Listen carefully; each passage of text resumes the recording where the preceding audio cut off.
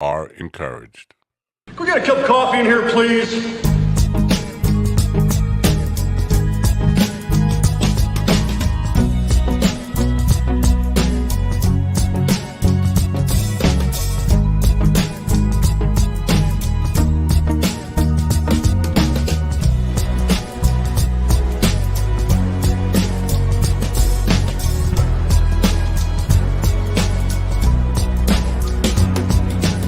Damn good coffee and hot.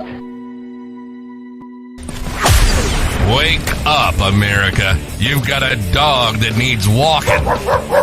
That's right, sunshine. Just put on a big pot of strong coffee and get ready to type your little hate mail with your opinions about kumbaya and flat earth insanity.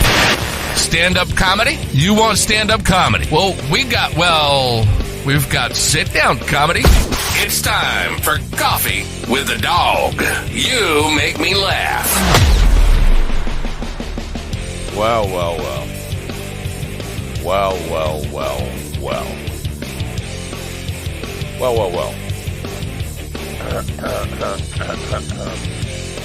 Boogity boogie, testing 1, 2, 3, and a 1, 2, 3, 4. And a 1, 2, 3, 4.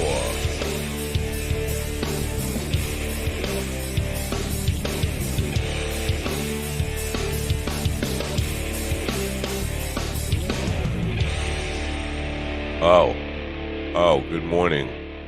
Oh, it's Friday. Are you happy? Week's over. My week is just beginning. Weekend is here, and man, we got a giggity weekend. I'm going to be very busy. Hope you're going to be very busy. It's shitty weather here, but I can't complain. There's no wildfires. There's no, there's a wheeze going on. You hear that wheeze? I'll explain the wheeze later on. We have no wildfires. We have no excessive heat. There's still heat waves going on. Everybody's suffering everywhere. And I'm complaining because it's like 70 degrees and a little bit rainy, overcast. You know, it's not summer. It doesn't feel like summer here. But again, I'm fucking complaining when people are suffering. This is me. I'm a chronic. It's 74. Wow, that's summertime.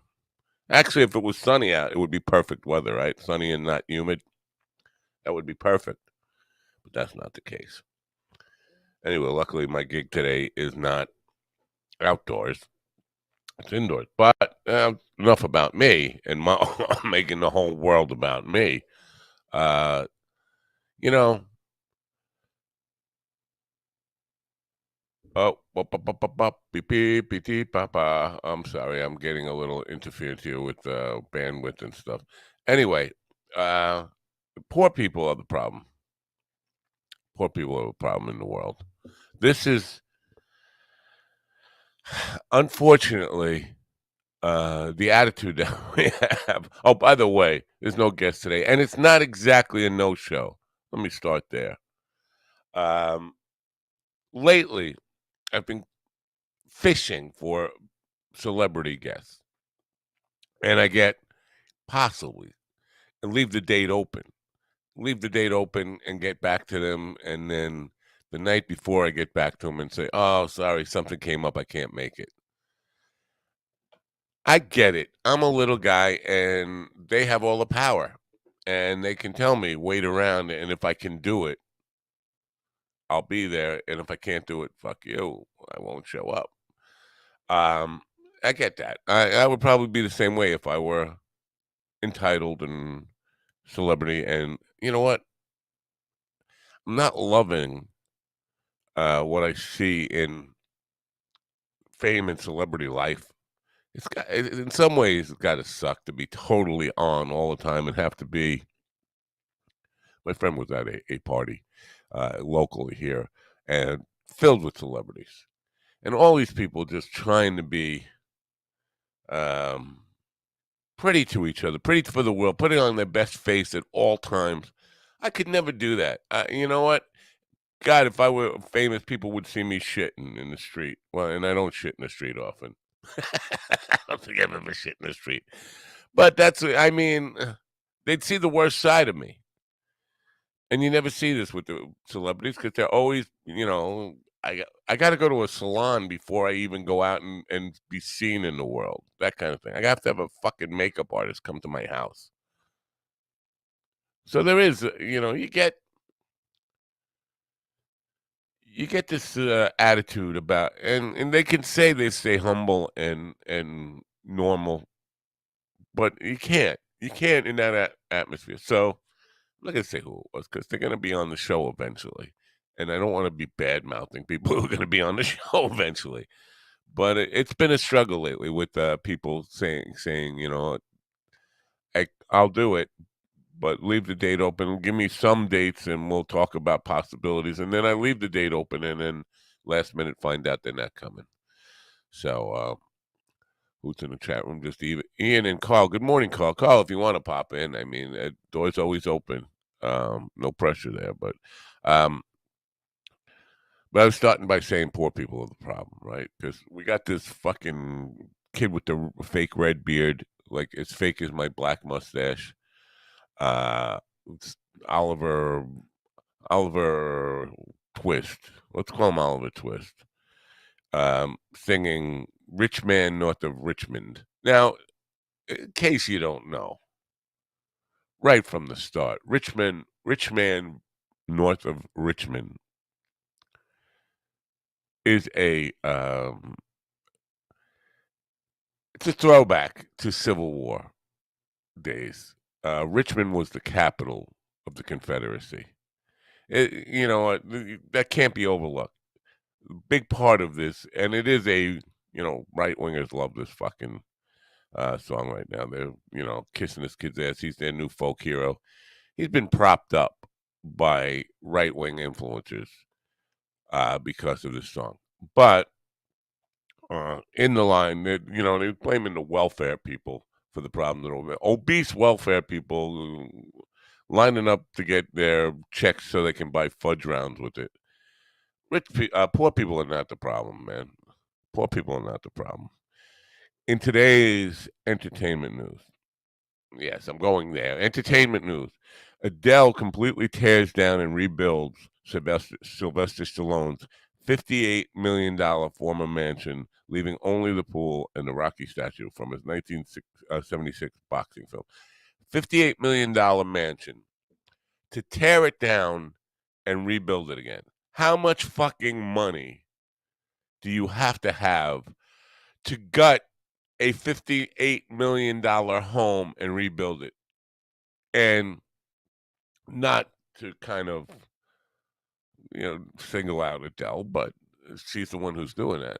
How much value has Adele added to the world to be able to tear down a $58 million mansion and just rebuild it? So at minimum, even if she only put back another $58 million mansion, that's $116 million. $116 million for your house. $116 million. Wrap your head around that figure. And you're worried about welfare people buying a candy bar. They're the problem. When singers, and I don't even know how many fucking hits she's had. Let's say she's had a dozen hits. A dozen hits. How much value has she added to the world to be able to just fucking piss on $58 million? Burn it down. Uh, I don't mind people being rich. Of course not. I'm not against. This is not. It's not class warfare. It's about the inequity in the system and how bizarre things are, and the fact that we blame the poor people. Oh, God forbid you should eat a candy bar with your welfare check. It's not like you're not tearing down $58 million man. You're not living the high life on welfare. People are resentful of people on welfare, but they don't resent somebody just fucking pissing away more money than you can even wrap your fucking head around. Do I sound all worked up? Fucking too early in the morning. I can't be worked up about this. Slow down a little bit here, son. Okay, I get it. But it's just so fucking weird that we are blaming people on welfare while everybody All these celebrities. You got people, living on fucking yachts in in the Mediterranean. You got, all living the fucking highlight. And it's not like there's a shortage of them.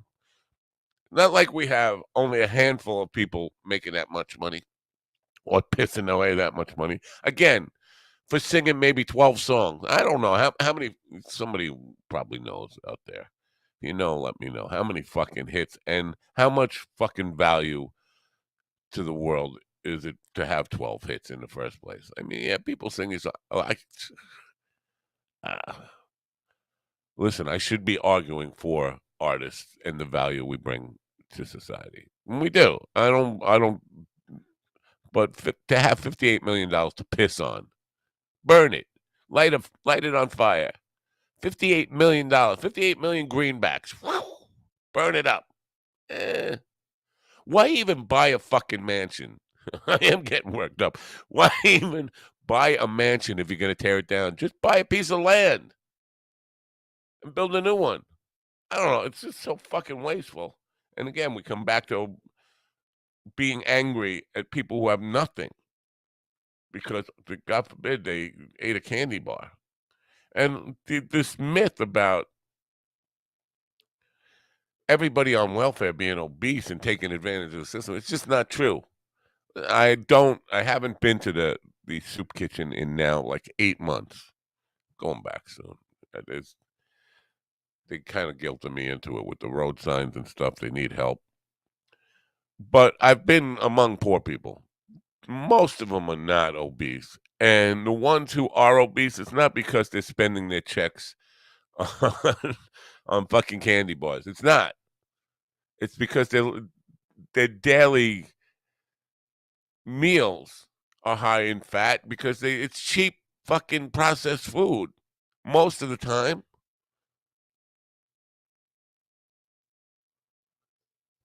You want to know why I don't have $58 million to piss away? Well, because I smoked it all.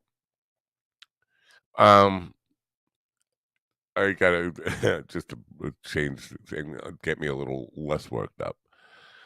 I've kind of been because my place. I'm going to tell you, this is the only way I can do it. The place where I buy rolling papers has only had the big bamboos. I'm used to these little bamboos.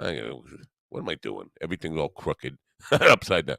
Big bamboos and little bamboos. So I've been using these for the last 2 months because the place I get my rolling papers has only had these, the big ones.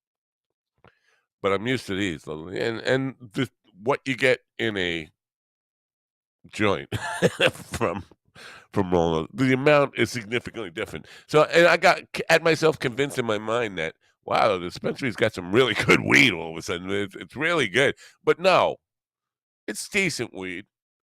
But I'm just been smoking these fucking long, big fatties. And last night I finally got my little ones, my little bamboos, and I rolled one, and it was tiny, and I like, I don't know, it's got a little buzz. The weed's not that good. I just been smoking like a banshee, and I know I have been smoking more than I usually do because I've been spending more, and I happen to go to the dispensary more.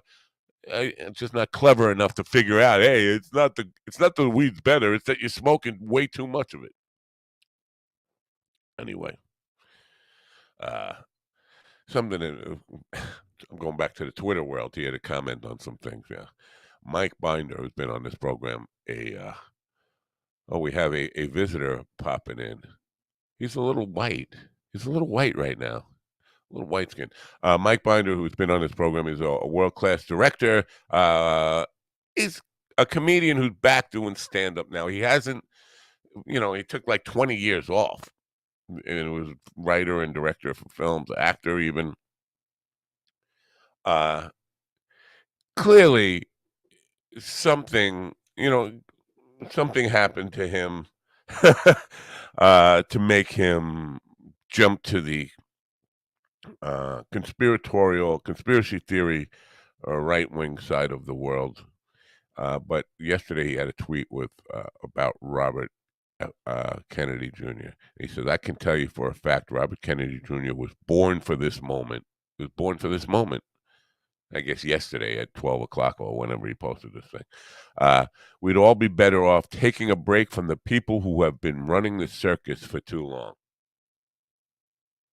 Think about that for a second. Kennedy is taking a break. Having Kennedy is taking a break from the people who've been running things too long. His grandfather started running things in America 100 years ago. He's had uncles and fathers and cousins in power in our politics forever. To say that Kennedy is taking a break from the Clinton Bush, Kennedy's just another one. He's not only another one of those, he's one of the most famous ones of those. To say take a chance on a Kennedy because we need something different than the elites that have been running shit. It's so oblivious to the world we live in. Kennedy is a poster child for the elites of the world. And speaking of elites, we have one right here. Let's talk to this elite. I Oh, like look at elite. that beard. I like elite. You do? Yeah, sounds good. I think I want to be elite. When are you gonna buy a house for $58 million so you can burn it down? That's what I don't know want. if I can make 50 million. I'll buy it. I'll buy a 10 million house. Tear it down. Yeah. How much? And How some of much? that money, baby. How many songs? I mean, how many She's very, songs? very rich and very, very, very famous, and she did a massive Vegas residency, and she gets 2 million a show. Yeah. She's fucking crazy. Got the cash. But listen, it's a business. It's called show business, right? If people want to give her that money, would you say no? If Vegas came to you and said, "I'm going to give you the Napo residency, 2 million a show for 50 weeks," I would you like say to no? think, and I'm probably living in an illusion of my own. I don't know, but I like to think I do something positive with the money. Create foundations. I would not spend it But on. I don't know. Maybe she does, man. But why aren't we Yeah, having a but go at Sylvester Stallone for having the house in the first place? Fuck yeah, Rocky. I know. I agree You with that. made a film about a retard, and now you've got a £50 million house. Wait, Rocky was about a retard. No, he was. Well, Rewatch it. the Yeah. thing about Rocky was he was kind of like borderline retard in the beginning, and then he got smart, and then he got back to being a retard at the end. Yeah, So Rocky won. He was. Rocky 2 is underrated in my opinion. A lot of people hate it. I love it. I think it's great because it is about him becoming famous, and he's got little robots running around and all that stuff. Yeah, but he becomes more sophisticated. He loses his speech impediment. He becomes like almost sophisticated and like a regular guy for a couple of. It's a rise. It's a rise. But this is listen. Every single rock star or movie star has got a fucking $20-25 million house, $30 million house. Yeah, I'm not just. But and I don't know what Adele. This is the Adele Defense Fund. I don't know anything about her at all. Yeah. We don't know how much money she's given away to help people. I'm sure. Presumably, she probably has. I don't know. I know. I hear you. But I'm not doing this to point out and say Adele's a bad person. I'm not. Just the idea that we're angry at people, poor people, when there are so many. We just celebrate all this fucking affluence of people who have money to burn and piss on. But we've always done that. That's Western, particularly American culture, has always been about celebrity and fame and getting as rich as possible, right? Yes. That's the American dream. But also, we live for that. You're right. The American dream. We all want that. A lot of people. That always made me laugh. Like, what do people in France call it when they start their own business and make some money? I don't know. Well, Heidi Klum's daughter is in the dream? south of France, and she's on a boat with Flavio Briatore. This is just weird. Heidi Klum's daughter in a bikini, and she's fucking looking like, like a piece of meat there. But, I mean, this is somebody's daughter. I don't even know how old. 18, 19. She's 19. And they can't wait to just get pictures. If that were me, I would be like, get your cameras off my daughter. But she's out there, like, flaunting it, so. Yeah, well, the British media had countdowns to when some famous people turned 16. Wow. They were like, there were websites dedicated to the Olsen twins turning 18, I think. Yeah. Years ago. Yeah, the Olsen Countdown. twins were fair game for pedophile jokes forever. We are very all hypocritical, every last one of us. Yeah.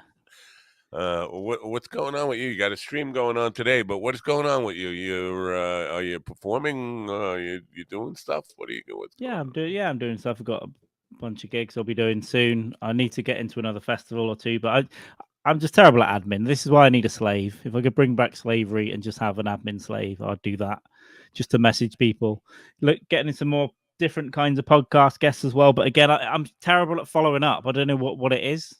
I'll get a yes, and then it'll be like, I can't reply for weeks, and then that upsets them. I know that feeling all too well. What about virtual assistants? Because I'm almost at the point where I'm going to hire a virtual assistant. What do you mean? Get like a one on Upwork or Fiverr or something? Or no, so there's a virtual. Well, there's several of them. I get a lot of emails from these fucking companies. All my fucking emails are just all off the charts. But people selling me AI stuff, AI bots and stuff all the time, all day long. And then our agencies want to hire. We staff virtual assistants, and much cheaper than if you were going to hire somebody on your own for as little as like $25 a day, or as little as $75 a week. Yeah, it's people in the Philippines chained to a radiator, and with the other hand, they can access the laptop, and they're really fast because they have to be, or they don't. I think probably that's exactly what I want. Someone in a poorer country but can speak good English and isn't going to fuck up what you ask him to do. Right. Working in a mine where there's all sorts of cancer causing stuff. You're in the dark in a mine with a keyboard. Yeah, that's where we want that kid. We're going to pay them. They're mining cobalt for our phones and laptops at the same time as doing our admin. And you're going to work for a bowl of rice a day. That's what we're going to. If you don't work, you don't get the rice. So look, what choice are we making here? Right. There you go. Yeah. And we want productivity too. It's not just show up for work. If we don't see any boost to our bottom line, you ain't getting paid. No rice for you. But I don't know. I don't want to give people access to stuff, but at some point I'm probably going to have to get someone to help, because it's just I can't keep on top of my own admin. It's my own admin that I've created, but then I can't finish it. I know. This is my life too. I mean, this is everything. And dealing with these fucking people who, I last night or 2 nights ago, I booked four people on now. They've all changed the bookings within a day. Like, I can't. Why are you fucking asking for dates? And then that creates work for me. They don't understand. It's not like I'm here waiting for, just twiddling my thumbs, like waiting for people to change their minds. Okay, that's easy. The life of a podcaster is no respect. Lack of respect, cocksucker. Yeah. Robert Taylor sent me a clip last night. Jerry Seinfeld versus Rogan. It's like an invented feud, but it's some English comedian talking about who's funnier, but he tried to kind of suggest or claim that this Jerry Seinfeld doesn't like Joe Rogan. Why hasn't Rogan had Seinfeld on? We know Rogan is a Seinfeld fan. He's had every comedian on that he wants to be on, and we have to think that he's building a case that Rogan has invited Seinfeld on, but Seinfeld doesn't want anything to do with him because Seinfeld only likes funny people, and Joe Rogan's not a funny comedian. It's brutal, man, but it's a bit of a stretch to suggest that these things, or you can surmise these things. Yeah, you don't know. Louis didn't go on for 15 or 10 years or whatever. He went on last year for the first time. Yeah, but he's been on a couple of times since then, right? Yeah. Went on with Joe List for the movie, I think, as well. Yeah, but so and he did. It's not like he doesn't. But how much? What does Seinfeld do? You never see him anywhere. Well, he had his own little podcast, the Coffee Comedians with Coffee and Cars. I think that's ended now. Of the podcast, yeah. He did the TV show, and then he made a comeback into stand-up and took Norman on the road with him, and released a special, which was, not very good. Oh, sorry, Jerry. Yeah. Well, the good part about it for me was like rating them, because the guy was saying that Seinfeld has a tight act. He's been in comedy for a long time. But he's not one of my. He said he wouldn't even be in my top 100 comedians of all, not of all time, of even working today. Wouldn't be in my top 100. I find him funnier I found him funnier on that TV show. I Absolutely, think that's what the he's guy was very saying. very Yeah. funny and he's quite dark and nasty actually, but he seems very nice. Right. But the success of the show was built on the characters and not his comedy. Even though they said the show was based on it. I meant the comedian in Cars show. I thought he was funny in conversation. Oh yeah, With that, the show was great. I mean, obviously it's him performing, but Larry David writing it, and yeah. But he had yeah. the guy had no kind words for Rogan as a stand-up. He did say he That's okay. admires Rogan as a podcast. He said he's genuinely funny in conversation on the podcast. Like he's not an unfunny guy, but his stand-up comedy and his specials are about him fucking a bar stool and just making humping sounds on a bar stool and that kind of stuff. And you know what? I looked at a couple of them. I can't find any fucking real laughs for me. I know comedy's also. I've only seen a couple of the new. I couldn't get through some of the early ones, and then I watched a couple of the new ones, found them okay. There are plenty worse specials on Netflix. Yeah, but consider he's been doing stand-up comedy for 40 years, almost 40 years now. You would think he'd have a killer special or just something really funny, that one bit that you could say, well, that's really fucking funny. I got nothing I can point to, and most of the comedians I know, I can probably name a bit that they do that's really funny. Nothing from Rogan. You know, I don't remember anyone's bits anymore. Really? Wow. I don't remember. No, I don't watch a lot of specials, and then I don't remember. I remember maybe one or two. I don't know, Louis ones, a couple of Burr ones, a couple of Stanhope ones, but I haven't got an encyclopedic knowledge of comedies. But I definitely laughed at comics that I don't really think they're that great overall. I definitely laughed at a couple of jokes here and there in specials. Yeah, I don't know. Well, most comedians aren't very good. That's just always been 95% of them aren't that funny. By the way, Joe List has a special coming out tonight. He does. It'll be out at 3 a.m. for me. I like Joe. We've seen him live together. He's been putting these out every year, and he's calling them the Village Underground. He's recording at the Comedy Cellar Village Underground because they own about 4 clubs now in New York. He's just been doing this tiny little club, and they're good. I like him. I like the churn of material he's doing, and he's very fast writer and refreshed. And yeah, I don't think I've heard you talk before, and I agree with you that comedy specials aren't often special now. But it's just yeah. But you don't want it to go on TV once because no one watches it. Why would you want 10,000 people to watch your special on Comedy Central, then never buy a ticket? Right. I saw Norman with who was he with yesterday? It's Howie Mandel, and I wasn't. It's just probably not all that recent, but it was just sent to me yesterday. And Howie Mandel was asking about that because he had just released his most recent special, Soup to Nuts, I guess it was what it was. But Norman, yeah. Then he was doing a show, and how he asked him, like, are you going to be doing the same stuff that you just released in the special? And Norman was saying, I kind of feel guilty because I haven't had time. I did the show. I took all that time putting that show together. Then I did the show now, and then I went out promoting the show, and I haven't had any time to work on new material. So unfortunately, people are going to get like my crap show. He was, being pretty honest about it. People who coming out to see me tonight are not going to get my best show, and I feel guilty about it.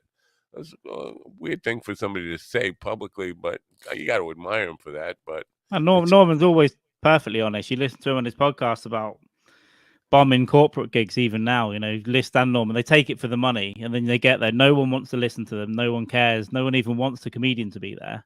Right. And then they go out and start making their jokes, and someone's wife gets offended. They have to leave early. Yeah, it's just not. Yeah, they've always been quite honest. He is very honest about stuff. I have to. He was talking about tonguing his wife's ass. See, and he said, "It's not for me." I know it's not for me either. He was saying you get a bunch of really different flavors there. Like, oh my god, I can't listen to that. for somebody that's enough to fucking put me in a fucking home. Fucking thinking about your tongue is in somebody's ass and you're tasting all these different tastes. Oh my god, what the fuck is wrong with people? I Yeah, don't think it's just not my thing. But lots of people are into it, and right. Jamie refused to answer the question. Oh well, So, but imagine Howie Mandel now is the world's biggest germaphobe, and yeah, imagine saying that shit I've to heard him. that for years. Yeah, he doesn't shake hands, right? Yeah, and he's a total germaphobe. So imagine Yeah, saying that shit to a guy who he got in trouble with handshakes, and you're gonna put the idea of tongue in somebody's ass in his head. He handled it well, I guess. yeah. But I think he seems a bit more relaxed these days. I like his. I sometimes watch his show now. Howie Mandel. A couple of podcasts have been quite interesting he's recently. got his daughter on with him as a guest host. Yeah, That to me would be because things get a little dirty, dark, crazy. Having that conversation with your kid just seems a little weird to me. I wouldn't yeah, be able to yeah. do it, especially my No, we daughter. If it were definitely my we're my son, I could. Big Jokerson said he can't. The other people at Skanks tried to stop him taking his daughter to the show, even though she's in her 20s now or whatever. And he didn't want to, but then he realized, yeah, it does get a bit weird sometimes. And the others were saying, well, we don't want to go as dirty as we can with her in a room because we've known her since we were a kid.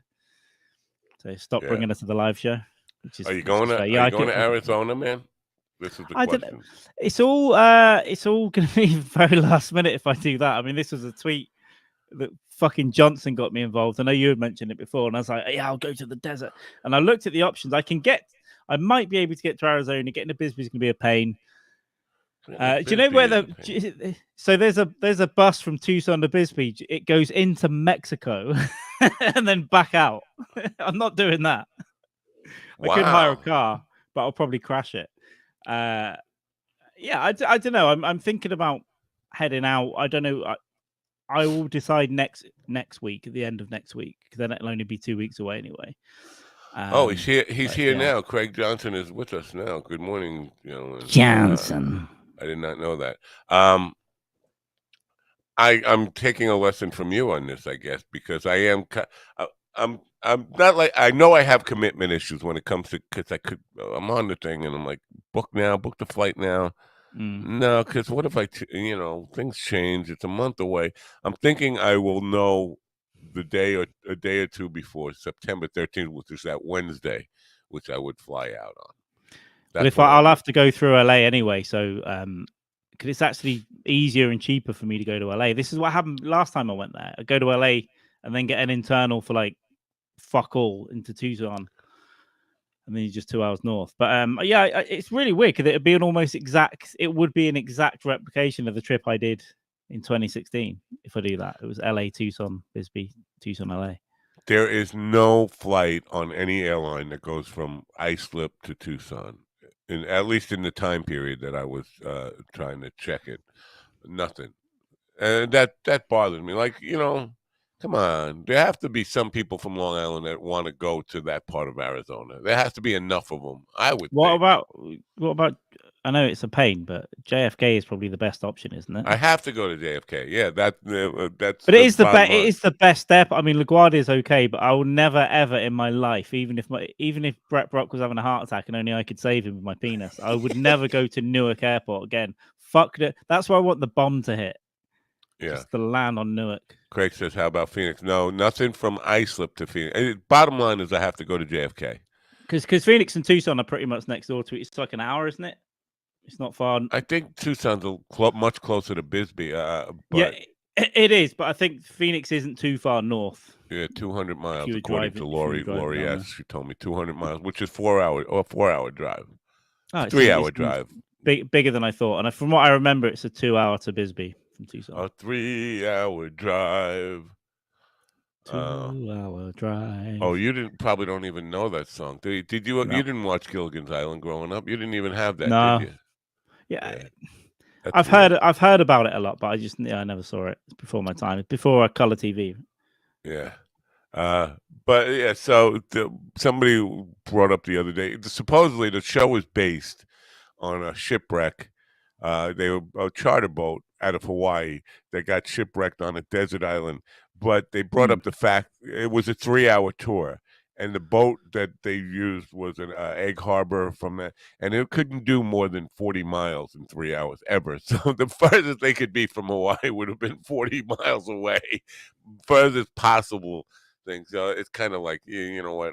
Chances are you're not getting shipped on a shipwrecked on a desert island only 40 miles away and never found for years and years. People pass by there all the time. Just funny. Well, you got to suspend disbelief a little bit. Come on, Jurassic Park was on Hawaii. Let's just have a bit of On fire. belief. I Isn't shouldn't laugh funny, at yeah. that. That's not funny. Don't laugh at that. It does look bad. We've got it on we've got it in a lot of Europe as well. There's an island called Tenerife near Spain, and all those islands in the southern Mediterranean have all been catching fire. Roads in Greece, which I've been to before, it's all burning. Craig is saying 96 miles Tucson to Bisbee. So that's still an hour and a half drive. I Yeah, thought I it was remember it closer being. now. I remember about took us 2 hours, and we even my friend and I even called in at Tombstone for a burger, a look around the graveyard, and a shake. Yeah. Yeah, my nephew was born in Yuma, and I spent a couple of weeks there around the time he was born. I think that's pretty close, but there's no airport. There's a Marine base you could fly into in Yuma. Bottom line is, it's going to be a really exhaustive and expensive trip. But my wife wants. If you have to go back the next day as well, like it's So I have to be. I have a 3 o'clock show in a huge park at 3 p.m. on Sunday, no. and that means I have to leave for it like 10 a.m. in the morning because it's going to be packed. It's going to be 180,000 people blocking all traffic and all this. It's a yearly event that they have down there, and the park is closed, so you got to get in there early. So it means I have to leave home at 10 a.m. Sunday morning to get to a gig, packed up, all ready to go. See what I could do is I could just end up going to LA and Tucson, and then that's it, and not go down to Bisbee as well. Oh, But that would be then a I'll be shame. You'd be 96 miles away and you couldn't say that would be hello a to shame. Craig Johnson. I could run it. I could run it and hitchhike, Wow. down there. We'll Tucson figure to it out. Yuma, We'll figure something out. If 238 miles. it's a little difficult, but it might be possible. It'd be a shame if you couldn't go. But you know what? We'll go back together next year. We'll go back and arrange something in a few months. When you don't book a certain weekend or a The problem, weekday. yeah, I keep telling Mikey about, leave some dates open for me. I want to take some time off, and as soon as something, well, we're both like this. If somebody offers me a gig, I say yes immediately. It's the same. Yeah, I couldn't. I'm very unlikely to turn anything down. So. I don't even look at my calendar. I say yes before I even look at my calendar. Sure, yes. Oh no. Yeah, we could go through. You could go during the week, maybe on the days you're less likely to get gigs, and take a couple of days off this show, and maybe broadcast live from Arizona. Yeah, Couple of mornings. A year ago tomorrow. Is it tomorrow? Sunday. A year ago Sunday that we did that 10-hour, 12-hour thing. Whatever Was it it was really? for Christine. Yeah. I thought it was September, but yeah, it's crazy. It's been a Time year. flies. August 20th. fly. We did it. Right. Yeah. That was good fun. Nobody's had cancer since then, or nobody's found out about their cancer since then. So Good. that's a good thing. Good thing. Well, I'm sure some people have had cancer, just no one that we know from a very specific community. Yeah.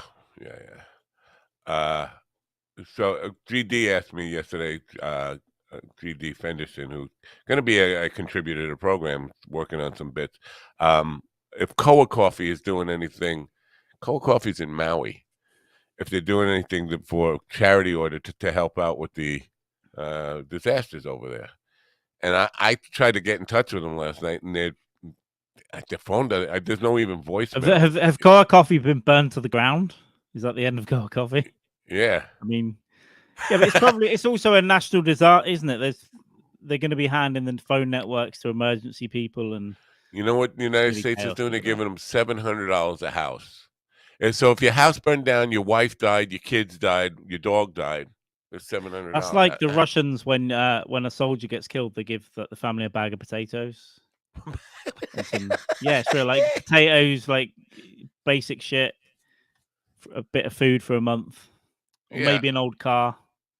I don't know what goes through their mind. Like, you know what $700 is? It's a night to get drunk and forget about So it. it's a a couple of nights $700 in a bar bill. hotel, and yeah, a couple of nights in a hotel and getting drunk, a couple of days, Couple of maybe nights. some It's a food. cheap hotel. Yeah.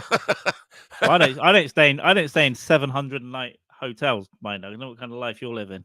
I have many of them, but that was most. I'd never paid for them myself. The industries I worked in paid for them, but like a lot of the 5-star hotels, New York, Miami, LA, all those kind of places, It's not it's much. $700 If a night someone easy. if someone wants me to pay, if someone wants to pay for me to stay in one, I'll definitely stay in it. But I have a gift certificate for I can't remember the name of the fucking resort now in Montauk, which is just a 2-hour drive from here. 2-hour drive on Long Island. But it's a $600 gift certificate, and I call up and say, "What can I get there?" Oh, well, this time of year you can't, you can't get anything. You can't get a room for $600 a night. Now I can't get one night for $600. unbelievable. I stayed in Midtown for $130. It wasn't even that. It wasn't Right. even that. The room was okay. It was okay. It had a tea machine and not a coffee machine that tasted like it had never been cleaned when you used it, but it was okay. It was a safe Yeah. place. The Fountain Blue, where we used to go often in Miami, it was $650 a night 12, 15 years ago, something like that. No, But I've never even thought about that. I pay I look for maybe like a couple of hundred max and then filter around. And you can quite often get stuff on the day as well if you book. yeah, Go that's on why booking.com and find what rooms they can't sell. that's what I'm thinking about for the Bisbee trip. That because I'm playing games with the flights at a JFK because they are a little expensive, and I'm thinking the day if I book the day before and they're trying to sell a seat, I might be able to get a deal. That's what I'm thinking. Flights are crazy. Like they sometimes go right up before the flight. Sometimes they'll drop. And if you track it on Google Flights, you can put a tracker on it. That'll go up and down all the time. I just can't predict them at all. But I can Yeah. get a pretty cheap flight to LA at the moment. So for me, Wow. the journey is going to be cheap, but then hotels Yeah, LA I could expensive get a and all that cheap stuff. flight to, but Phoenix or Tucson not so much. But I was talking about the Fountain Blue. When you go to the bar, and this was 15 years ago now, 12 to 15 years ago, you go to the bar to get one of these little plastic cups for a cocktail, and it would be $35 for a cocktail in a little one drink in a little. So if you were a heavy drinker, you could easily blow $1,000 just on yourself getting drunk by the pool. I mean, $35 for one drink. I'm too tight. I just can't. Even if I had a couple of million in the bank, maybe one night, once I'd do that. Yeah. The rest of it, I'm too tight. I'd rather take a bottle in my jacket and just order fucking soda. Right. And the club we played in Wednesday night, one of these places that really, really expensive drinks. And this guy, Tommy, who I hadn't seen, he used to come to our gigs all the time down in that neighborhood. He was there and he was drinking. I said, how much are drinks here? Because I don't pay. I'm just curious. I know they're really expensive. I said, how much are drinks here? He said, I don't even know. I just hand him my card, basically run a tab. I said, you're going to look at your credit card at the end of the night and realize you were paying $50 a drink. He's like, no. And it turned out he was paying like $30 a drink. So, I mean, and then, I thought about that. It's like, I would never hand over my credit card just blindly say and just keep ordering and not know how much I've done it at a bar that I know, like a pub. They used to do it here. If it's a pub that you're not going to be crazy, I've put it behind the bar and done that. But I do I that wouldn't too. I wouldn't do it in a place that I know is pricey. Yeah, you don't But I know the don't know. prices. You don't even have a ballpark for the prices, but they're No. really expensive. That could get Yeah. dangerous. I don't know. Yeah, even I've been in one strip club once, and I was old when I did it, and I brought one drink, and it was 25 for a shot or whatever. Did you like my wife's show? Did you Yes, appreciate it was Yeah. good. It was weird. It was weird. But But mainly because there was a big black security guard looking over the curtain the whole time. So all right, she likes that. Yeah. That turns her on. No wonder. I think It's I half probably true. got some that night. I went in there to get out the rain on a Sunday night in London. And I was in there an hour and spent quite a bit of money. And I was like, that was awful. That was a waste of time. Wow. Wow, this is an evil-looking squirrel. Oh, Craig did this. Because today is Issues with Andy Day. Promoting IWA. But this mean-looking squirrel he just posted on Twitter. Yeah, so, it is what it is. But Tommy Chong will be back. I just keep saying this. Friday, September 8th, we got him. We could get up to do an early morning show in L.A. He's getting up at 6 a.m. to do my show. There you go. That's Wake and bake. Yeah, and we might have a surprise guest with him on that show. It's possible. It's going to be like this today. We'll find out. I'll find out the night before. But Tommy will definitely be here. Got some other cool people coming on. Again, Andy said he's coming on, but he didn't give me a date. So, Classic. rolling with it. And then got some filmmakers on next week, and so, I got a guy who just did a film with Dean Cain. I don't like Dean Cain. You know Dean Cain? Yeah, well, I used to like him in the Superman show when I was a kid. Yeah, but that was before he became a dick. Yeah, I liked him in that too. Then I don't know. I have this theory that, and it doesn't make it's not a good theory. It's not a good theory. It's not well thought out. But that when the actors, when they start playing dark characters, I don't know if they have this darkness within them, because he played Scott Peterson. You know Scott Peterson, the guy who killed his wife and his pregnant wife. That guy. He played him, and I think ever since he played them, he's gone down this dark. Maybe all actors are crazy anyway, so they can. It doesn't take much to push them over the edge. Yeah. They're crazy, and they're constantly begging people to say yes to them.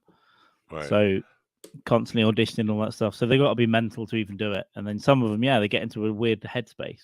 So this movie that he's in, that we're going to be promoting here next Friday, a week from today, the directors and producer are on, is a dark movie, and he's like a psychotherapist with a really dark side in it. It's just like, I don't know. I like the Superman guy. He was kind of like a decent guy.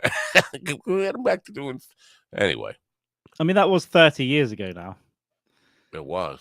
Fucking I remember being pretty young, because for me it was on before Gladiators. So you had American Gladiators, which was a documentary about recently, and we had a British version that came on a couple of years later. And so Saturday night for me was the New Adventures of Superman with Dean Cain and Terry Hatcher, I think. And then Terry Hatcher, she was fucking hot, man. Then she did that, and then got a Bond movie, and then Gladiators would come on after. So I still remember the Saturday evenings.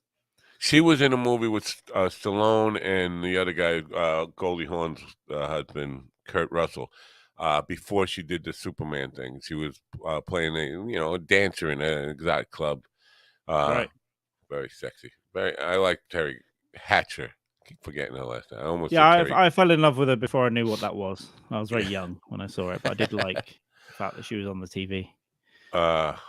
Yeah, what's going on with you had something about, and this is something Americans probably, maybe it's just me, maybe I'm the only American that doesn't know about, but you're talking about some guy in prison or something. What was he? He died or got killed in prison or something like that? You're doing some stuff on some. Oh yeah, so he was Ian Watkins. So he was in a Welsh band about 15 years ago called Lost Prophets, and he got beaten up and stabbed in the neck, but he lived. He's been in prison for about 10 years.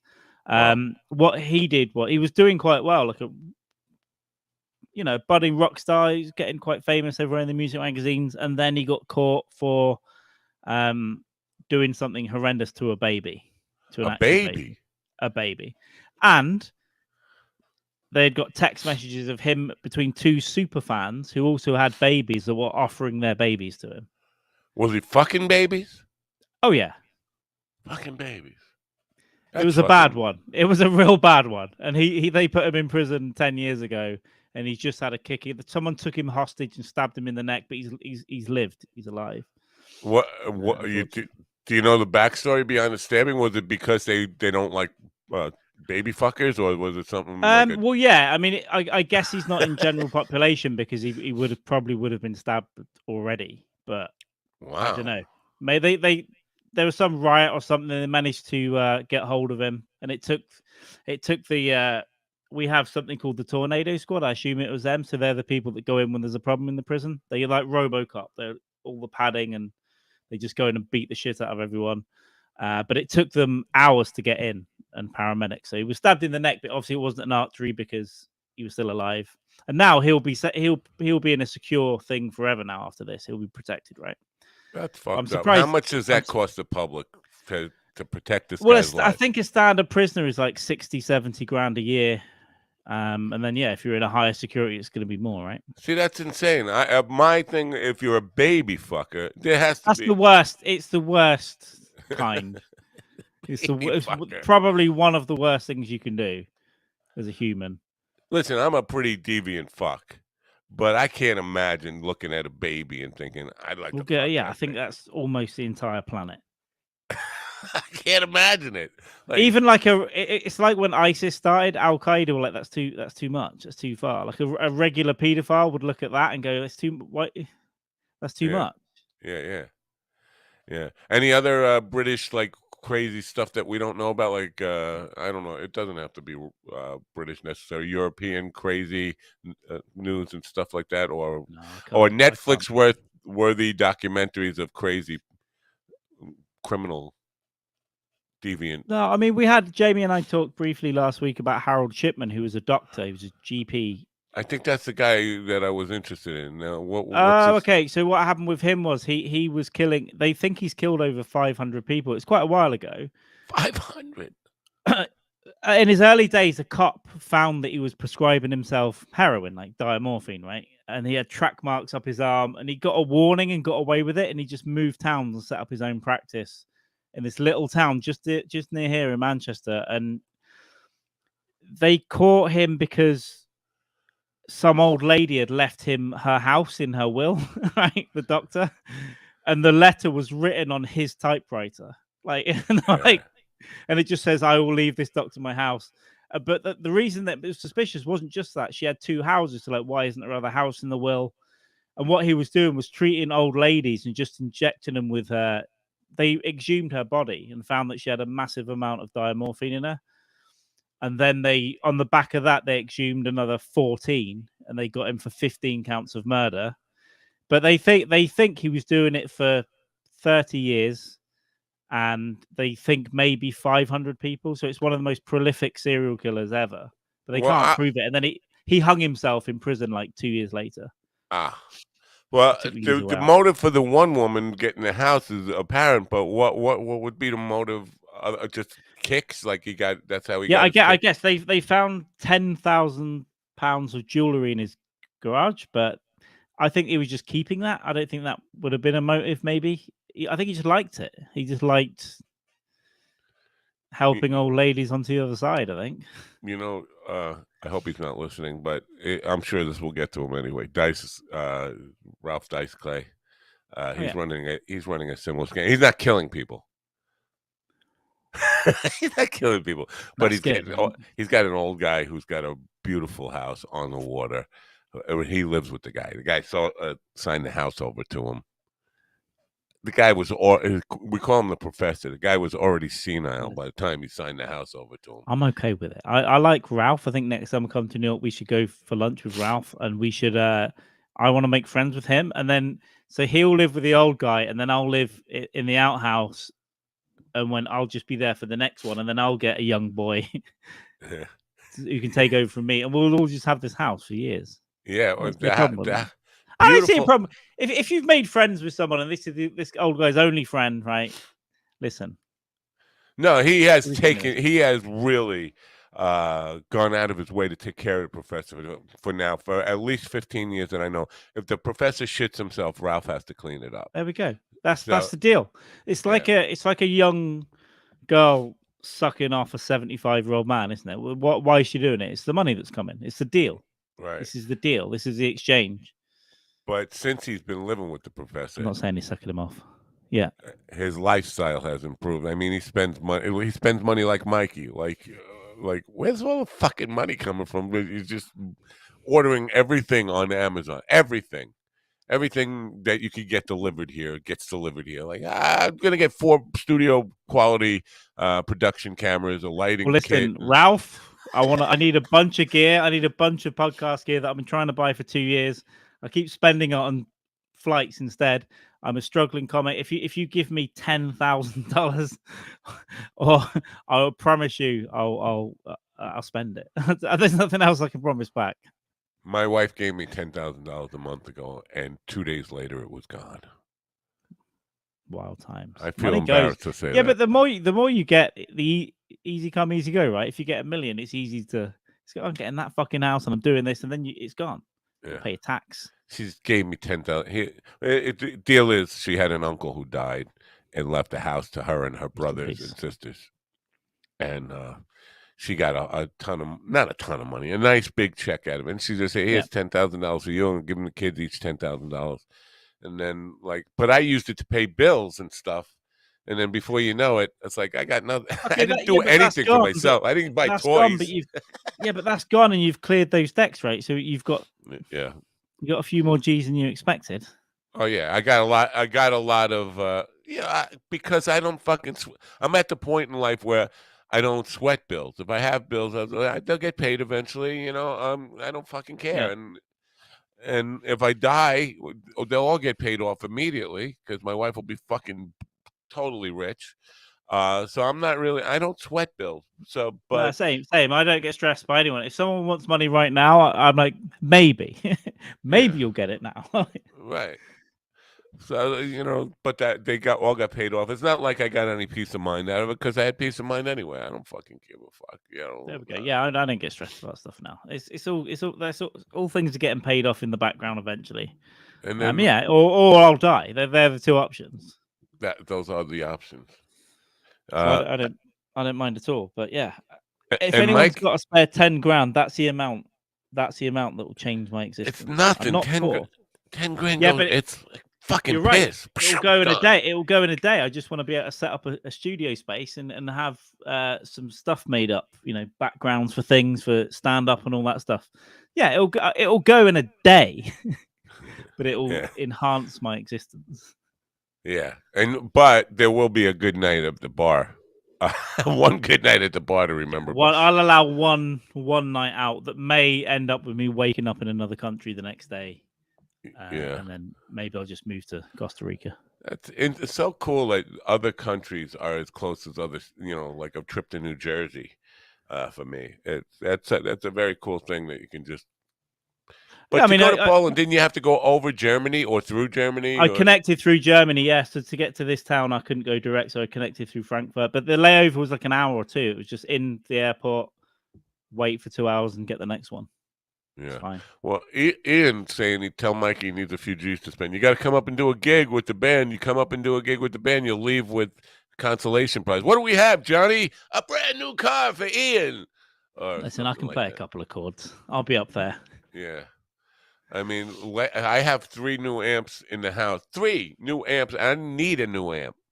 I have 3 new amps that he's like, well, I tried one out Wednesday night. He's like, you want me to send it back? I was like, I'll try it again on Saturday, but I'm not necessary. It's not for me. All right, I'll send it back. We'll get you something different. But I have a couple of other things that he got me that I'm testing out too, other amps and stuff. Like, why? Nice. Why? I guess he's got too much money to spend. That's a nice place to be in life, I guess. He's not like he's Adele. Up and down. Yeah, but he's the Long Island Adele. You can tell him that later. He's the Long Island Adele. He is. That's what it is. He was channeling Elvis Presley the other night on the anniversary of Elvis's death, which is kind of interesting. He didn't even know it was the anniversary. Marry a 14-year-old?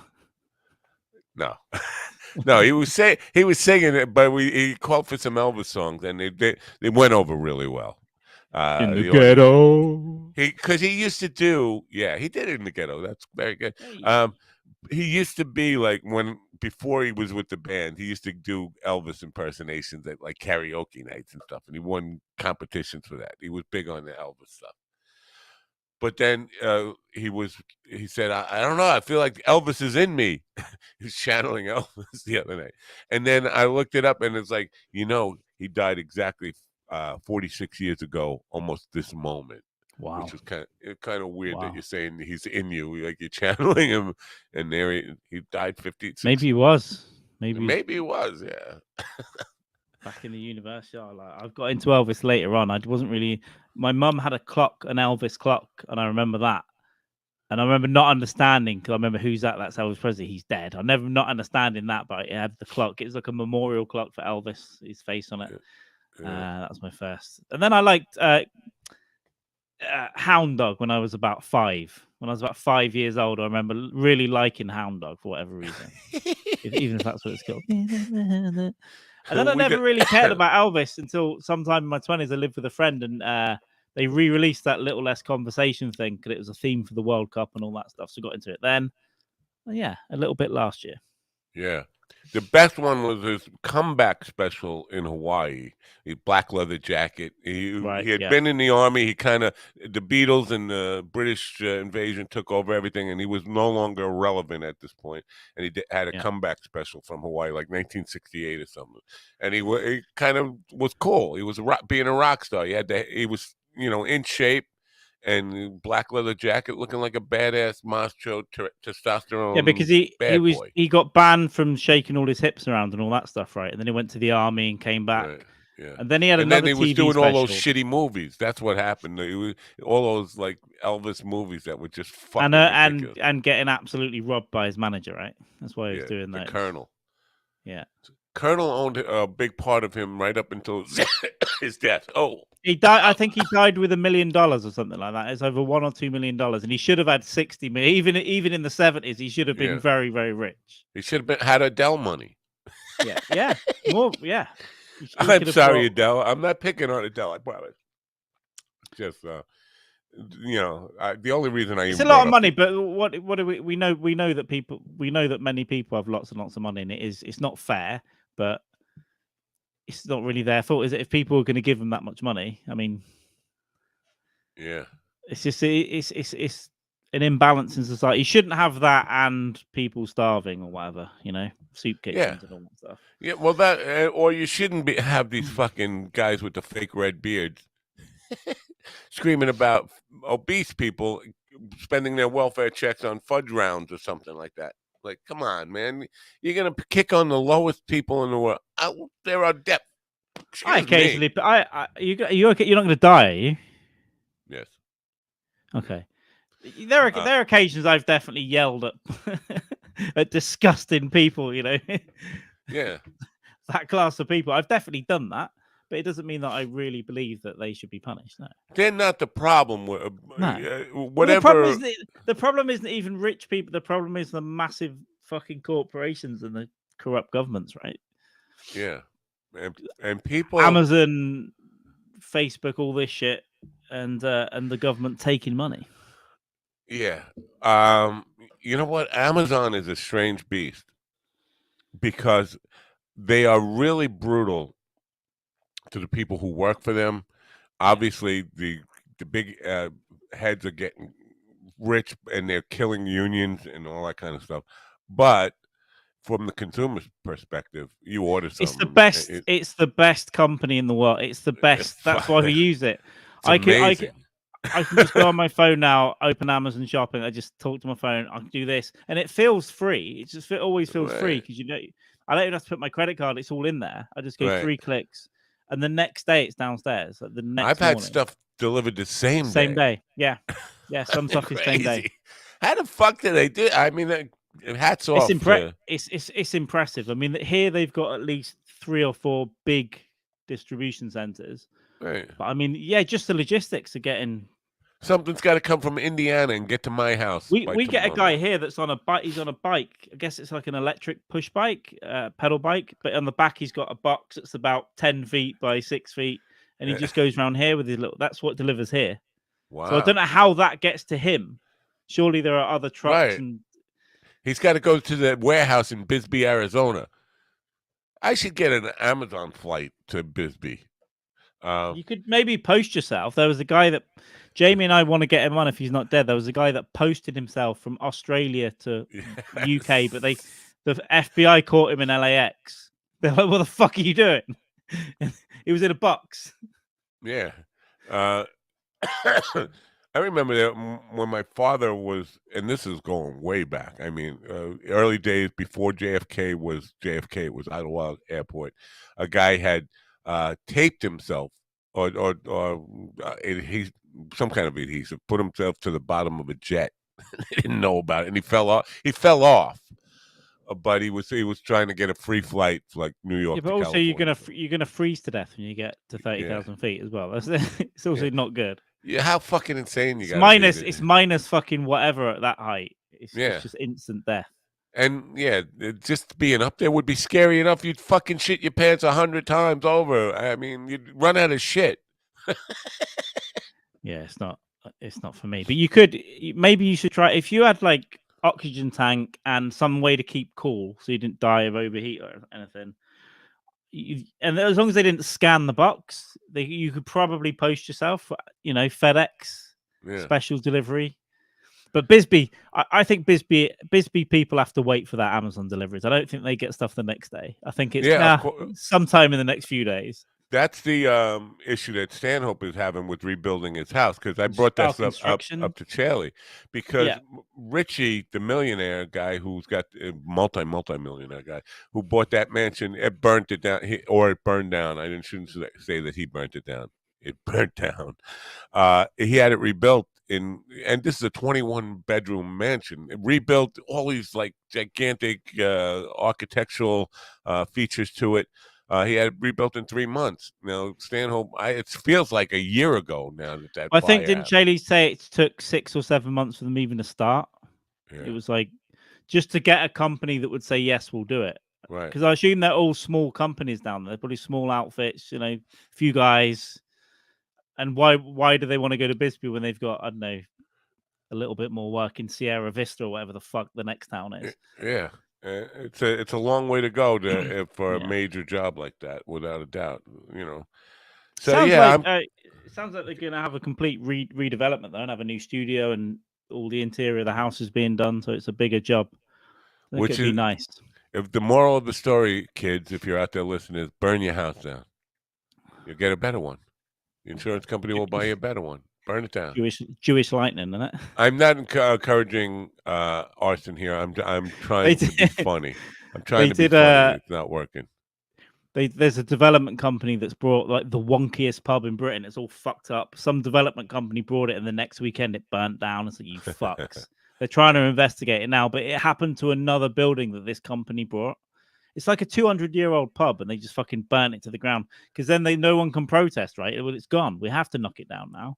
It's so weird when things are obviously arson and people get away with it. To me, I look at it, I'd say, how could the insurance company not? I mean, you'd have to be deaf, dumb, and blind not to know what went on here. Anyway. I guess they've got to prove it. Yeah, you got to prove it. Even if it's arson, you've got to prove it was a development company. Yeah, it probably was. Yeah. But you got to catch someone. Right. Yeah. And you know what? This is because I was trying to tell my wife because she would not go for this. So I can say it because we're not going to do it. But I had suggested criminal activity to her. But because she's a born again fucking Christian, she was not going to do it. But yeah, but if you took like a Jesus angle on the crimes, she won't. It's like she won't do it no matter what. Because listen, she had surgery, and it was it was surgery gone wrong, and she wouldn't malpractice. She wouldn't sue for any of that. So I you could be fucking rich. You get especially a in the mate. States, right? That's why they have this. You guys get serious money for those kind of lawsuits. Right. We get we get 10K. You'll get like $500,000. 3 million lifetime, and it's a lifetime of suffering and damage. She would get several $1 million out of it. Yeah, no, but she didn't want to go for because she's. If you had a lifetime of damage here, you might get like 20 grand.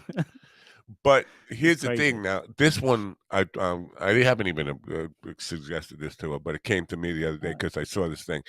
You can get paid for taking care of your loved ones in your house. So I told my thing is she can retire from her job. She's a nurse. She Take can care of you. retire from all that to take care of me, and we'll get a check from the government for her taking There's care of no me. way. There's no way they wouldn't think you had advanced dementia when they come round. Absolutely, just watch my You're show basically- every day, Yeah, or just one like a day. bald Ozzy Osbourne. So Definitely, I need somebody to take. There's no ifs, ands, or buts about it. But listen, Jesus Christ, the Lord Savior himself, he was a criminal, right? He stood up. He was against the state. He used to riot and fucking tell people to stand up to the state and all that stuff. That's crimes. Fucking radical. Radical. Yeah. We need to radical hippie. Yeah, we need to quash that shit. We can't be talking about it. I have thought, even when I was young, I thought about either pretending I had cancer or in a wheelchair to go to gigs, like music gigs, because they always push them to the front. You go and sit at the front, and then maybe they'll say hello to you, like Adele will say hello, right? But she won't give you any of her money. Maybe she will. But so how cool would that be to get paid to take care of your own husband? Like that would be. And then really, what are you gonna do? Bring me my coffee while I'm doing my podcast. You just gotta like play it up around for the few months after, in case they have investigators out with binoculars by a tree and all that stuff. Yeah. Oh, he's going to gig. Well, I had a friend who was he's getting on the dole because he got in a motorcycle accident and ruined his leg, but he was still a drummer in a band and was doing gigs with us for a good 15 years, 20 years after that, and was still getting paid. They sent the inspectors out. They had people taking pictures of him, but the money never stopped coming. It was always on the dole. People get away with it. Almost everybody in the Ralph Dice Clay world has been on the dole for extended periods of time. I know. I've known people that that's their job, is being on the dole. Yeah. And they might do a little bit of work here and there, a bit of cash work, a bit of construction, a couple of days to top it up. But yeah. Yeah, I remember once I was at his house and there was a lawyer guy who was a friend of ours, and I said I had a bad back. He said, "Oh, here you go," and he sent me to this doctor who was going to hook me up. And I didn't go for it. I didn't follow up on it because you got to go. You have to go to the doctors a lot then, and go to insurance company doctors and all that stuff. But he said, "I'd definitely get you money." Like, oh, free money to be had, and people know how to work the system. So I see you looking at your phone there. You gotta go. This is a message I've got. I was gonna. Do you remember I told you a story? I went to Amsterdam a few years ago, and I still owe a cab driver money from 2019. Yeah. He's just fucking texted me. Like, this is 4 years later. I was gonna find him. Do you remember me? You took a cab in Amsterdam at the end of 2019 for €20, like $22. Holy fuck. This is I was gonna message him. But it's his fault he doesn't have money, because I said, take me to an ATM. And he said, no, they're blowing them up. And people were putting fucking dynamite on the ATMs and all that stuff. So he said he'll take me to one near the hotel. We get near my hotel. There's no ATM. And I'm like, well, I'm drunk. I've got to fly home in the morning. I need to go. But here's my number. And 4 years later, he's just asked me for about $20. No interest? No interest. But here's the thing. I want to pay him, and I'm going to give him seeing he's only asked for 20, I'm going to give him 30. I'm going to push the boat out. I'm going to give him $30 next week, though. What are you going back to, or are you going to Venmo it to him or PayPal him? I'm going to do a bank. He's giving me his bank details, so. Oh, good.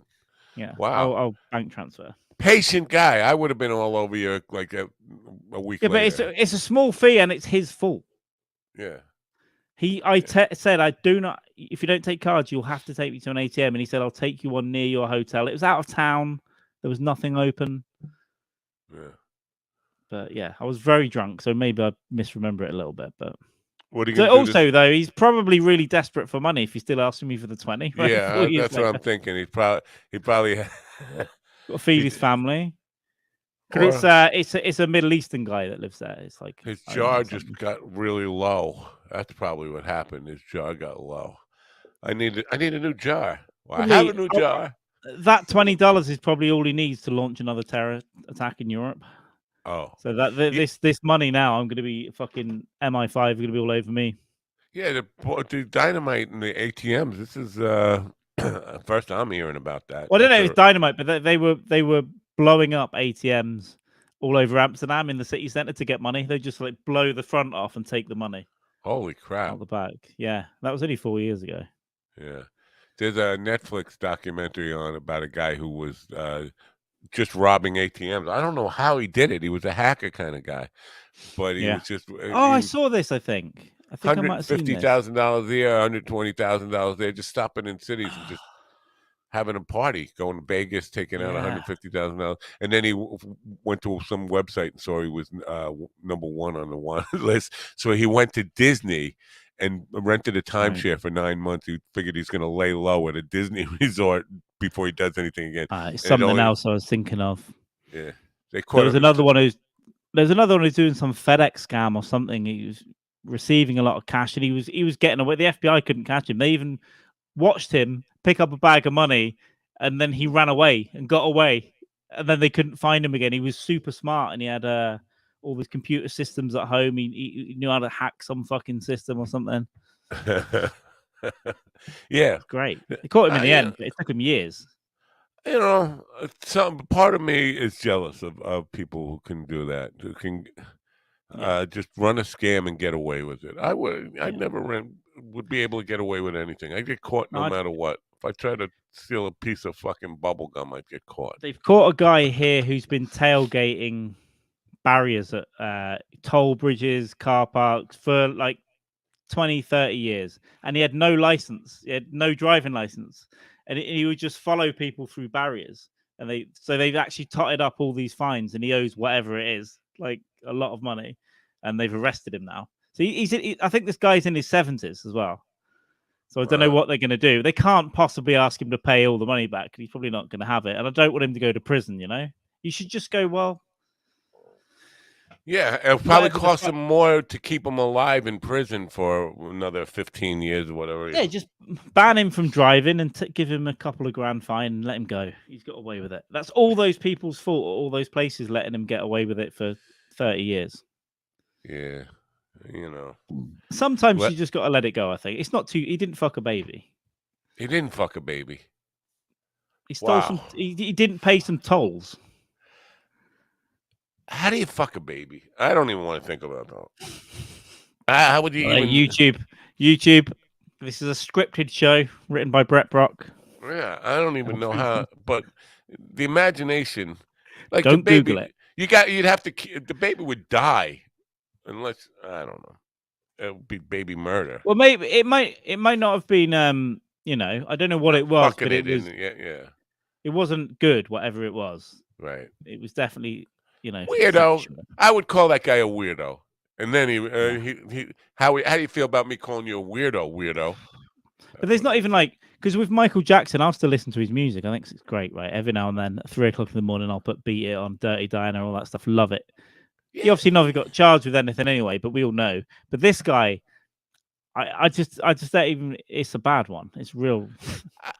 Even that though. I mean, Gary Glitter, all those guys. No, we have had lots and lots of musicians and actors, and you know, Gary They let Gary Glitter out last year, and within at the halfway house, he had a device that had access to the dark web, and he was doing it again, and they put him back in for another year or so. But I think he'll get out again. But he's clearly got problems. But it one thing that bothers me is like people. Mikey is one of them who won't listen to a Michael Jackson song. We never play a Michael Jackson song. We won't listen to a Michael Jackson song because of the allegations. It's like you know what? You could still enjoy the music no matter how. He sang Elvis last week. Yeah, right. Married a 14-year-old. Yeah, but I don't know if this is true. Probably not true. I don't know. I never heard Priscilla talk about this, but I heard that he didn't fuck her until they got married too. She was 18. Out of town. There's no. I don't know either. But I seriously doubt that they waited with a fucking timer to the 16th birthday. He was a weird fuck, so maybe it's possible. Listen, maybe it's possible. Listen, there's a guy who fucking sucked on his mama's neck. You know. He's just a fucked up guy. But you're right. Elvis, he was singing Elvis. Why not Michael Jackson?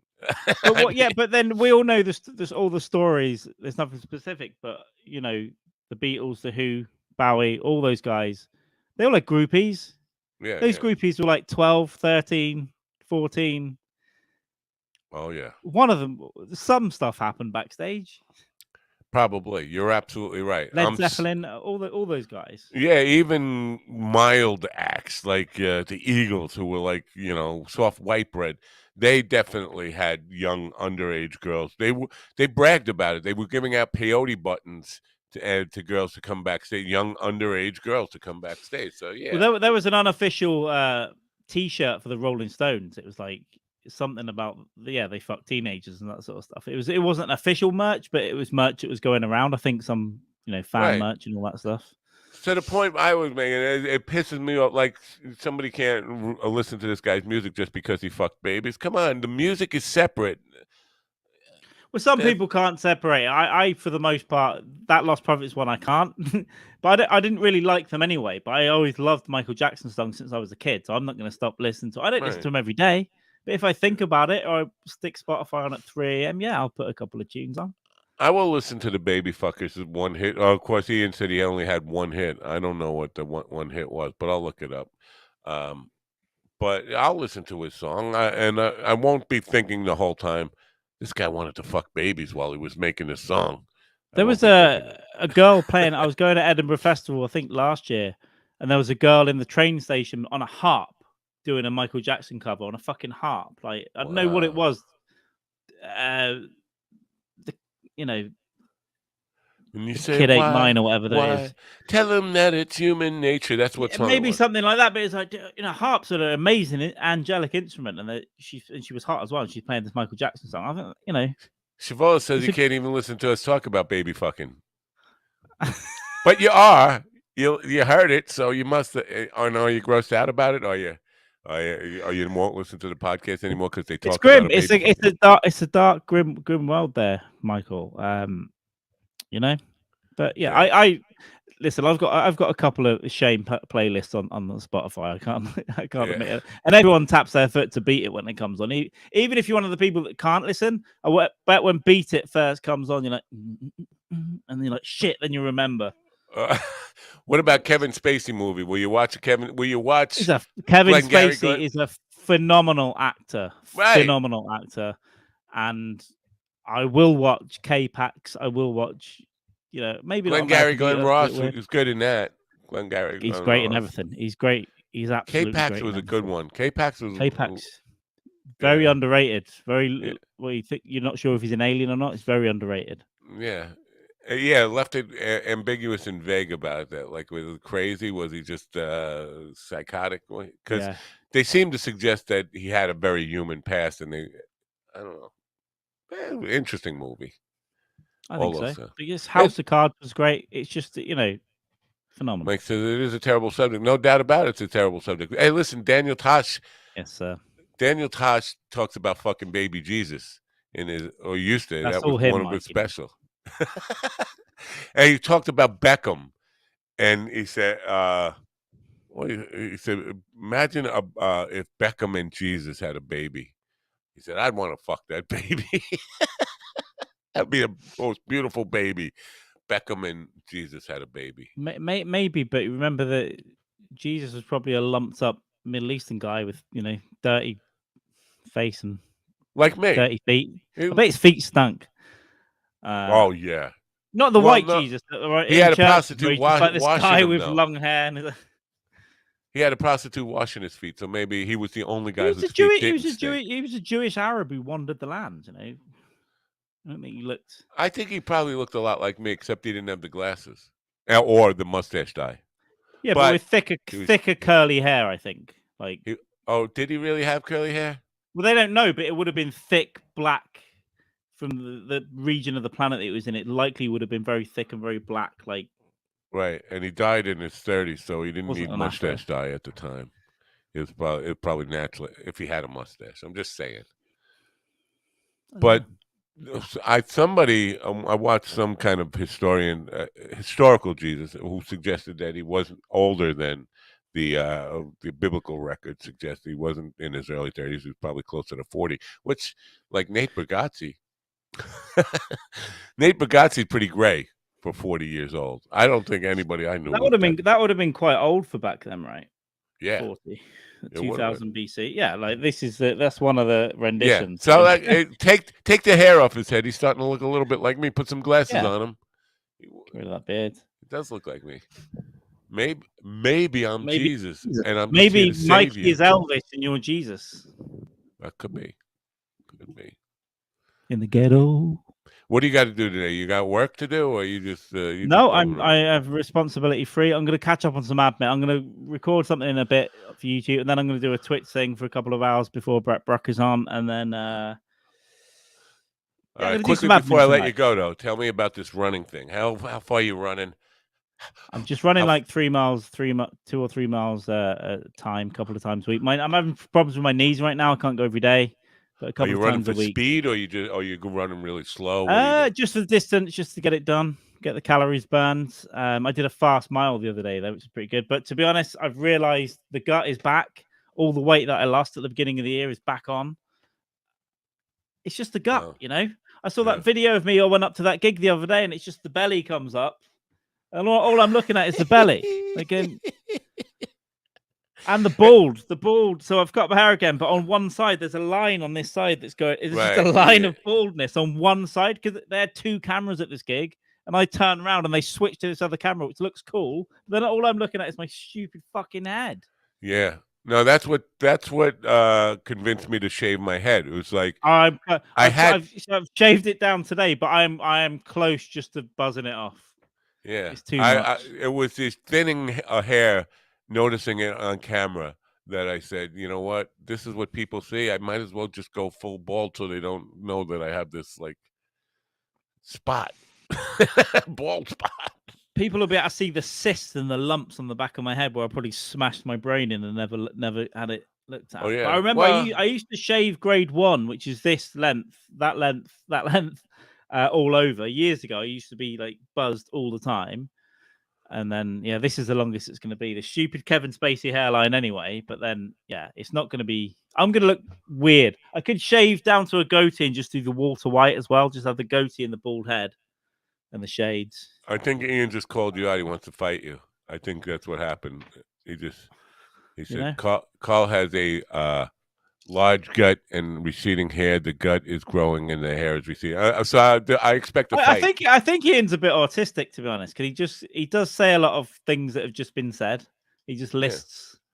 Yeah. I would like to see a cage fight between you and Ian, like Zuck and Elmo chickened out of. They're not going to have their fight now. Are they not? They both pussied out. They both pussied out together. They both were like talking big shit, like let's fight. I think they should do it. They should do it. Because wouldn't the plan to give money to charity or something as well? They should do that because they'll raise a lot of money. Would they raise? No, they could raise a lot of money, but they would raise a lot of money. They would keep it all. Like, there's one for me, and one, 2 for you. One, 2 for me, and 1 for you, and 1, 2, 3 for me, and 1 for you. Listen, there's nothing wrong with taking a little off the top of charity money. You know, just don't put your full hand in there. Just go. Listen, we've had some admin costs. Right. Yeah, absolutely. For the cage, you need to rent a cage. Yeah. And the cameras for the pay-per-view stuff. All right. Well, you know what? Running is not in the cards for me. Walking is in the cards for me. Walking's great. Yeah, walking. Get out for a walk, get the heart rate up a little bit, and I can't even run like I was at the beginning of the year at the moment. I have to wait for my knees to get a little better, but I do like it. It makes me feel good afterwards. My fitness regimen is taking a wheelbarrow out to the dirt, filling up the wheelbarrow with dirt. That's real work. That's real exercise. God. It's so. I don't know how people do that for a living. My dad's done physical labor. He's 76 now, and he's still doing physical jobs. God bless. I gave up 10 years ago. I can't. It hurts every time I move like this fucking desk over here. My back's all fucked up. Yeah. Yesterday I did like 12 loads of wheelbarrow stuff, and I had to go sit and just Mike is saying pickleball is great. Well, have you tried pickling your balls? I think I'm not sure pickling I've your done balls that. will be even better than pickleball. If I'm you not just sure I've like played pickleball. pickleball is like racquetball, I think. I don't know. I never Oh, I played it. see. Yeah, so it's like with a I know it's with a plastic ball and yeah. It's like kind of like tennis or Yeah. racquetball or uh, I don't know. or Is this pickleball? It seems to be yeah, I tennisy. think it is. You get the little. It's a lot of old people doing it too. I don't know of young people. Well, it's good. We have walking football over here for over 55s. You know, where We they have just walk. what kind of running shoes? They're boogie shoes. They're not running shoes. He puts I've on his got I've just got regular fucking New Balance sneakers. What I need to do is go to the store and have my gait analyzed because one of my knees runs this weird way. It's overpronate, and then they make you the sole to go in. So I need to get some proper running shoes. I'm working on it, but I always forget. That's probably why I'm having a trouble with my knees actually because I run weird. So if you have the shoes, But you the just soles, could take a bunch of pickle juice, yeah, juice in a put it in your jar, ass. and just sit with your balls in them. That's the That feels best kind yeah. of pickleball. It might feel nice. Pickleball. I started putting my balls in my friend's sink years ago. We went around for dinner, and the sink in the bathroom was perfect height and like on a plinth like that. And I remember it was a hot day, and I just put my balls over the edge and cooled them down. And I started doing it at people's houses all the time, just washing the balls. And then I told people, and they didn't invite me around anymore. Robert knows his shoes, man. He's a triathlete. He says Hokas. I get HOKAS. You're right. Maximum cushion will help. Maximum What about just cushion. You're Dr. right, yeah. Scholl's insoles or whatever? Well, the I'd have insoles bought help. that from Mr. Scholl. At the running shop, you run on a treadmill and they scan you and they see how you run, and then they make the insoles to balance it out. Because one of my knees basically goes over too much one way. I got to It's how you learn to walk. People learn to walk weird when they're kids. So sometimes you're normal, sometimes you go this way, sometimes that way. I got to wear a hip brace now. I'm going to be wearing one Saturday because I have a double gig. All right. But after gigs, Is I that noticed the that fuck?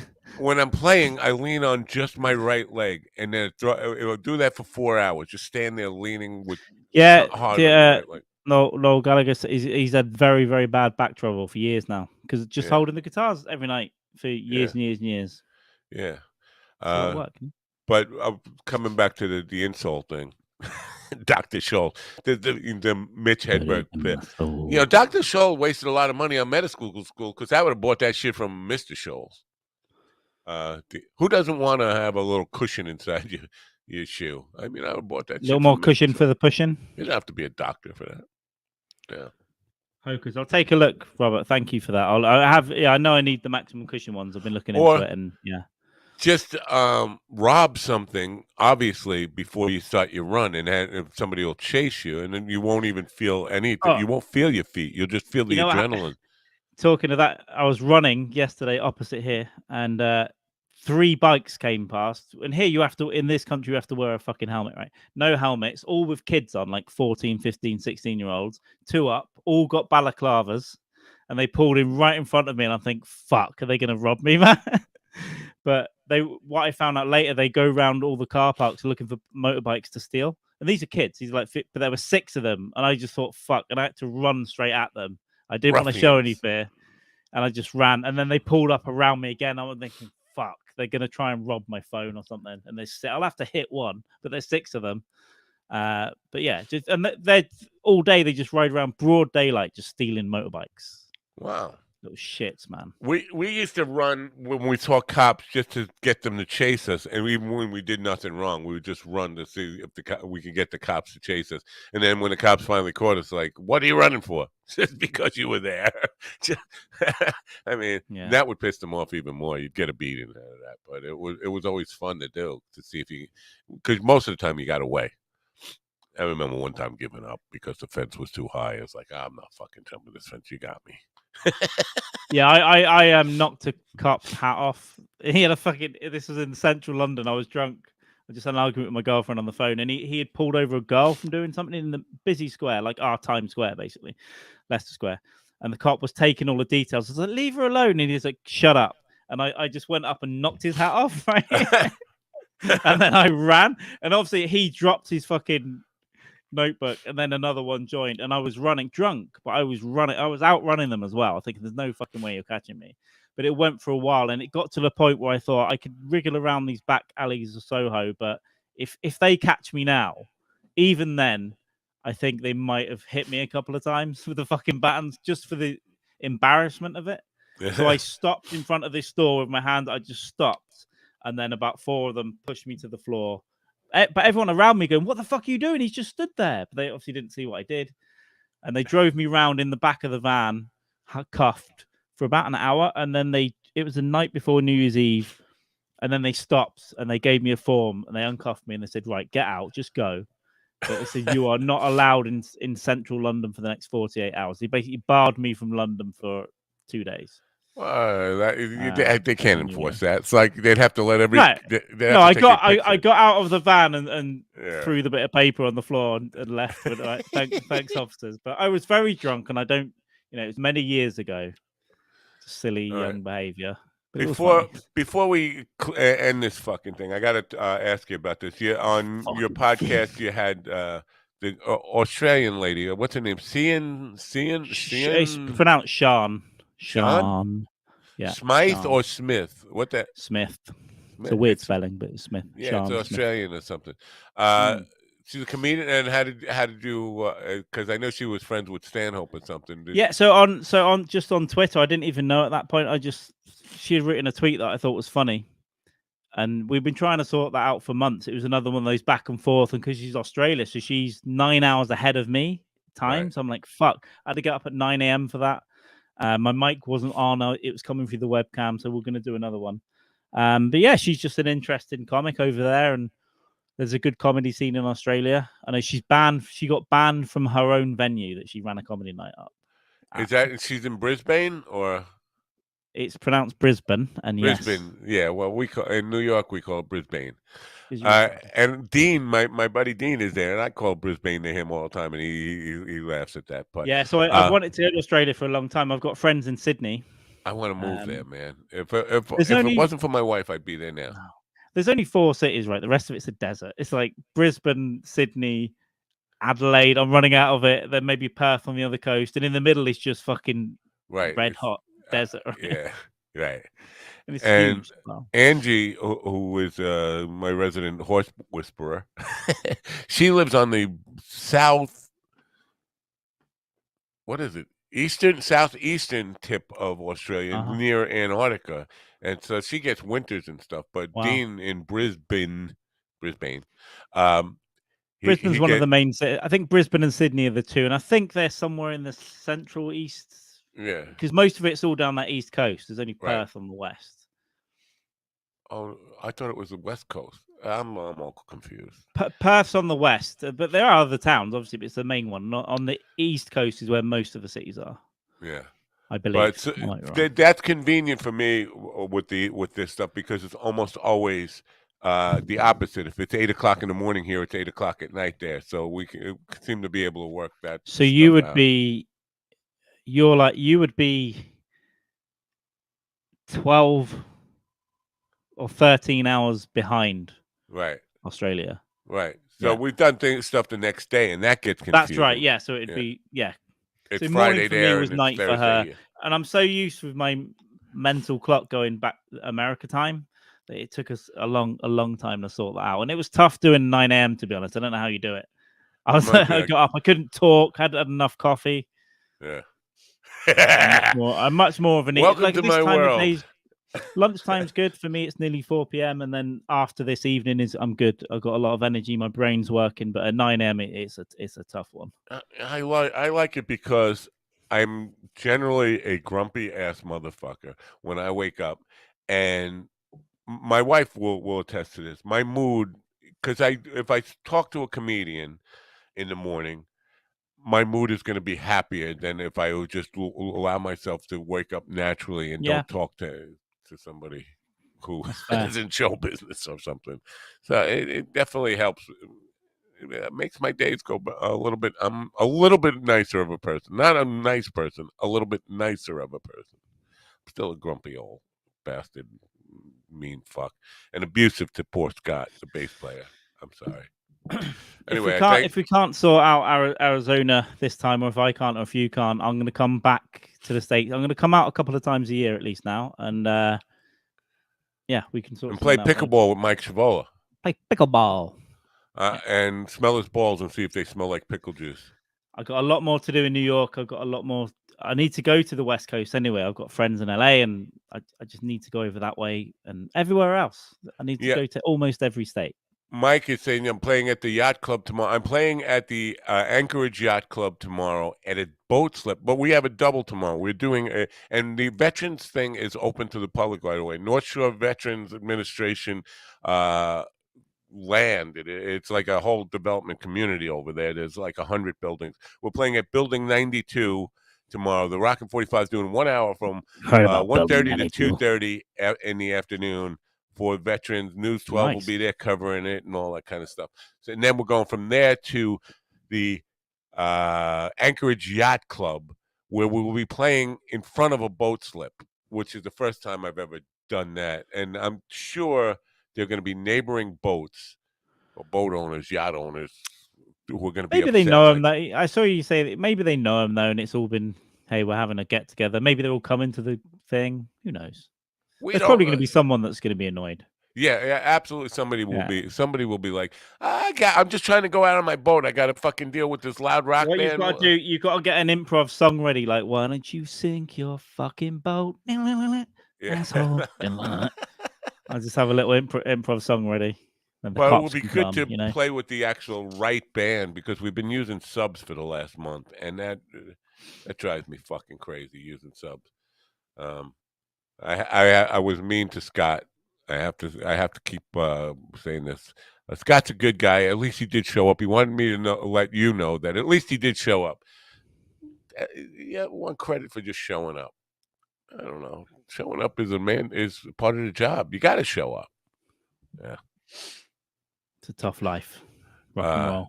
Yeah. Anyway, thanks for being here. Thanks for popping in, because I would have just fucking rambled like I did yesterday with nothing much to say. Nice to be nice to Scott. Well, that's what Mikey said last Friday, and I said, no, I can't do it. Being nice is not in my... He's an asshole, Mikey.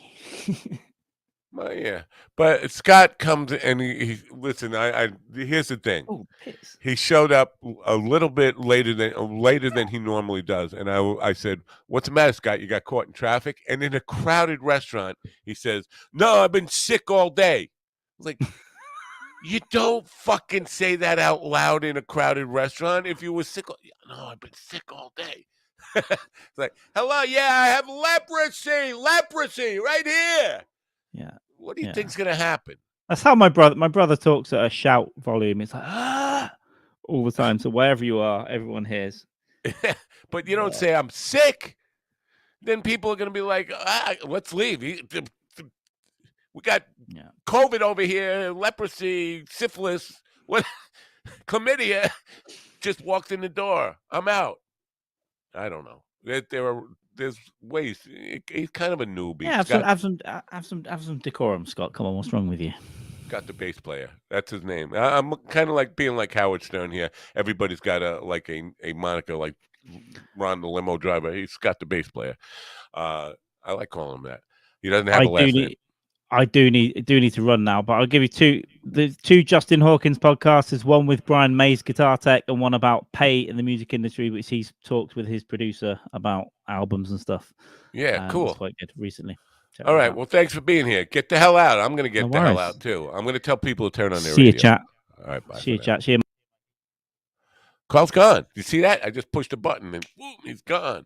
As Mike Chavola was nice enough to mention. Yeah, but I can do whatever the fuck I want.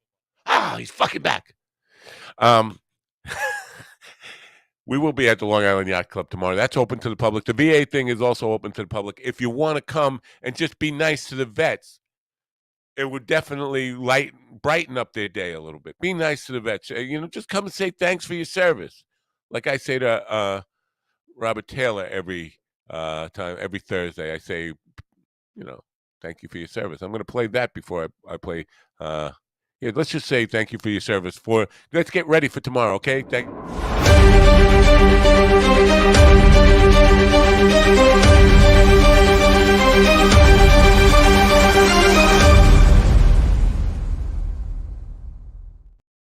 I'll see you Monday. Don't forget to turn on your radio. Thank you for your service. Come out to the Northport VA tomorrow and help the vets get happy. That's what I'm saying.